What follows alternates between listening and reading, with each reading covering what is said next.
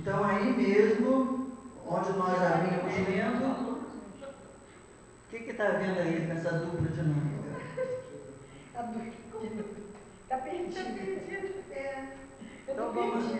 Tá. Então, vê aí. Porque nós terminamos assim. Prática do Espiritismo.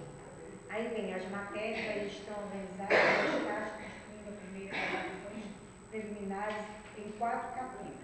Enquanto isso aí é a resposta que nós vamos buscar agora. sim. Tá bom? Então, eu já estou andando lá na frente. Então, a pergunta número 8. Como está organizado o livro dos médiuns?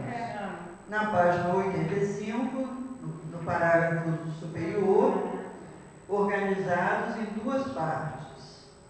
A primeira, de noções preliminares, em 4 capítulos, e a segunda, em 32 capítulos, tratando especificamente das manifestações. Tá bom?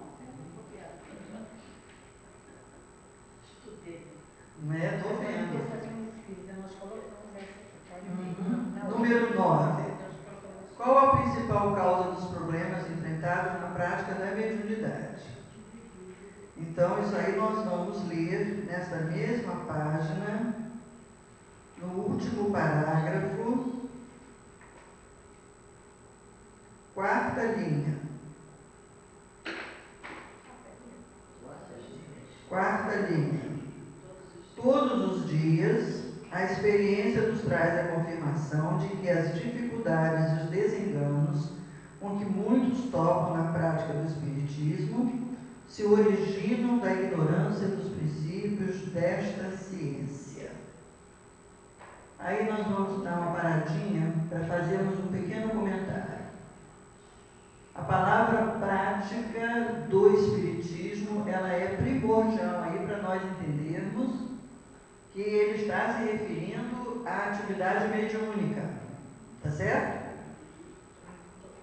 Ouçam, eu vou repetir. Não é prática do Espiritismo no sentido de agir na vida conforme o Espiritismo. É no sentido de exercitar a mediunidade. Bem entendido isso? Por quê? Para se exercitar a mediunidade, como para qualquer outra atividade na vida, é preciso saber o que se está fazendo. Que é esta segunda parte, quando ele fala: os tropeços se originam da ignorância dos princípios desta ciência. Então, voltando àquilo que nós falamos no início de nossas aulas, o Espiritismo não é ciência no sentido de ciência experimental, de ciência oficial, tá certo? A mediunidade é uma atividade prática que se insere no Espiritismo, mas com a qual o Espiritismo não se confunde. Se tirar a mediunidade da prática da casa espírita e nós ficarmos com o estudo todo o restante, continuaremos espíritas. Agora, se tirarmos todo o restante e ficarmos com a mediunidade, não sei o que seremos, mas certamente espíritas é que não. Bem entendido isso? Concorda com isso? Tá certo?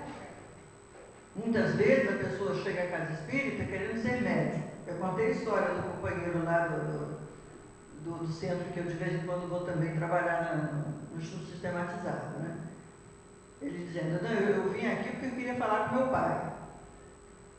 E ele ficou, mas a maioria veio falar com A, B, C, D, E, o abecedário todo. Como não consegue falar, vai embora.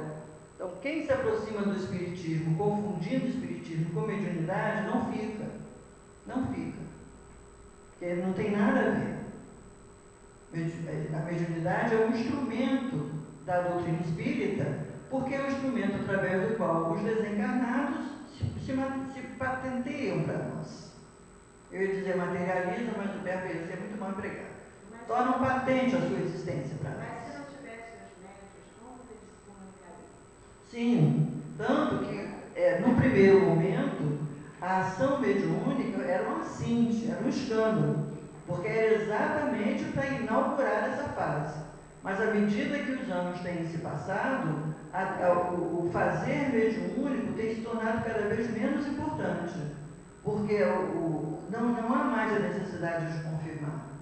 Não há quem adere à doutrina espírita por uma convicção filosófica, não está esperando ver uma comprovação de que o espírito existe. Por quê?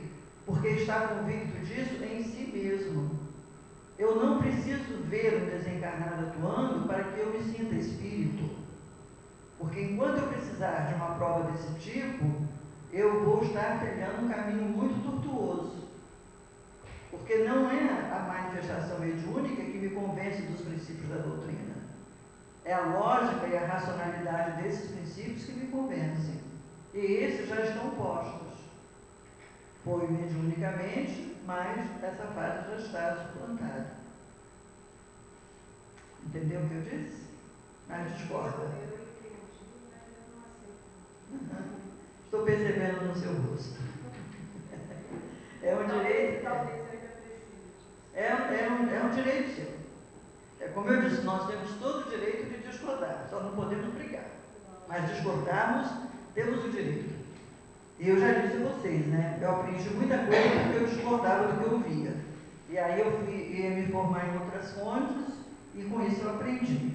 Ou confirmava meu ponto de vista, ou confirmava o ponto de vista do qual eu discordei. Mas foi assim que eu fui aprendendo. Agora vamos fazer a pergunta número 10, né?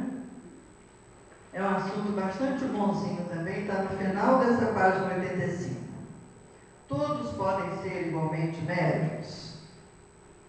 E aí está a resposta na última linha. Se bem cada um traga em si o germe das qualidades necessárias para se tornar médium, tais qualidades existem em graus muito diferentes e o seu desenvolvimento depende de causas que a ninguém é dado conseguir se verifiquem à vontade. Vou só antecipar uma informação para vocês. Todos nós somos médiums, embora nem todos sejamos médiums ostensivos. Porque o que é a mediunidade? É a capacidade de interagir com os desencarnados. Essa todos nós temos. Ao longo do dia, nós sofremos uma influência muito acentuada dos desencarnados. Aqueles que nós chamamos com a nossa maneira de ser. Então, se eu entro na minha casa e eu fico brava porque tem um negócio que me desagradou e começo a fazer xingamento e fazer escândalo dentro de casa, um monte de companheiros desequilibrados se aproximam e dizem para mim, grita mais, xinga mais, né? Eu estou abrindo a porta para eles. Se eu chego à minha casa e encontro uma briga, eu olho para os brigueiros e falo, peraí, calma. Vem aquele monte de desencarnados que se acertam deles e de mim para tentar fazer com que a briga cesse. Então, nós estamos sempre convivendo com os desencarnados. De que qualidade? Da qualidade proporcional à nossa.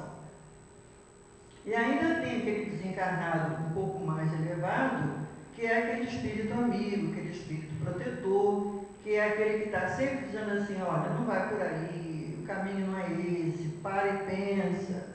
E aí a gente diz, parar e pensar nada, eu quero mais cair na gandaia. Né? É o direito nosso. Porque também se ele buzinasse aqui no meu ouvido e eu seguisse ao pé da letra, quem seria responsável pelas consequências? Não seria eu, seria ele. Certo? Então é tudo muito lógico. Nenhum espírito nos conduz. Nenhum.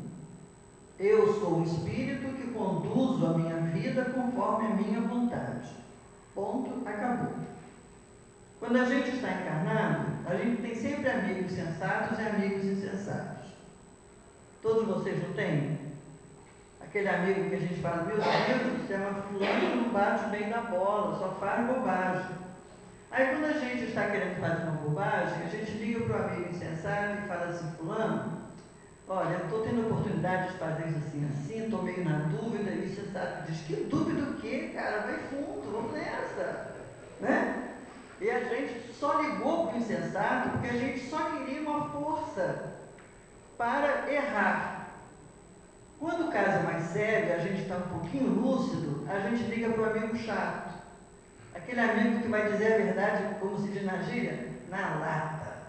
Aí vai dizer, poxa Vera, caramba, você não está vendo que isso é uma mancada?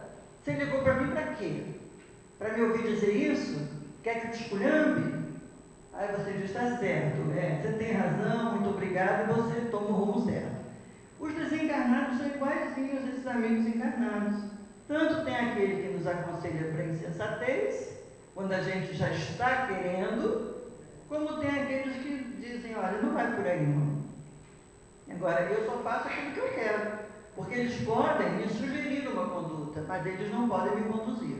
Quem me conduz sou eu. Convencidos disso? Tá certo? Então, a mediunidade, ela está presente em todos nós. Mas alguns têm uma propriedade, preste atenção, tem uma propriedade no perispírito que permite que haja uma emancipação entre o espírito e o corpo muito grande. Todos nós fazemos essa emancipação quando adormecemos. Quando nós dormimos, só quem dorme é o corpo. O espírito não dorme, porque o espírito não se cansa. Então, quando o corpo adormece, o espírito se emancipa. E aí a gente vai por aí. A gente vai viver como espírito livre, embora fiquemos ligados ao corpo, porque se nós nos soltarmos definitivamente do corpo, vamos encontrar o corpo morto. E a gente, bateu asas. Então, toda manhã a gente ressuscita. Toda manhã. Porque a gente volta para animar o mesmo corpo que estava desanimado desde que nós o deixamos. Olha que bonitinho. Vocês já pararam para pensar nisso? Toda manhã a gente ressuscita. Eu posso ressuscitar melhor dependendo do que eu fiz enquanto eu sassaricava pelo mundo. Então, antes de adormecer, fazer uma precezinha no sentido de meu Deus me ajuda, meu anjo da guarda vem ficar comigo, meu espírito protetor, meu espírito amigo, não importa o nome, meu guia, me ajuda quando eu estiver solto por aí, para eu ir a lugares bons, aprender coisas boas. E aí no dia seguinte eu volto e retomo o corpo. Ninguém dorme dormindo. Ninguém dorme dormindo. Morre dormindo. Ninguém morre dormindo. Porque quando está para acontecer algum evento trágico com o corpo, o espírito vem correndo. Nem que seja correndo para vir e dizer, agora estou indo. Mas ele vem. Então, morrer dormindo não existe. Tá certo? Morrer é um ato consciente. Morrer é deixar esta casinha aqui, Quando a casinha fica ruim, e a casinha vai ficando ruim com o passar dos anos, gente, vocês não têm ideia. Tem que cuidar muito bem da casinha, porque a casinha é frágil. Tem uma hora que a gente olha para a casinha e diz, eu vou me embora. Eu preciso de outra moradia, porque essa está definitivamente fora de condições de uso. Então, morrer é um ato que envolve só o corpo. O espírito nunca morreu. E nem vai morrer, porque o espírito é eterno. Então, para que o corpo possa morrer, o espírito tem que deixá-lo. Ou seja, é preciso haver um ato de consciência. Então, todo mundo deixa este corpo consciente de que o faz. O que não tem consciência do que vai acontecer. Cada um tem uma ideia diferente. Mas não se morre dormindo. Então, toda noite acontece essa emancipação do espírito e na manhã seguinte a gente volta. O médium é aquele que consegue, tem o perispírito organizado de uma tal maneira que ele consegue fazer conscientemente esta emancipação. Então é como se eu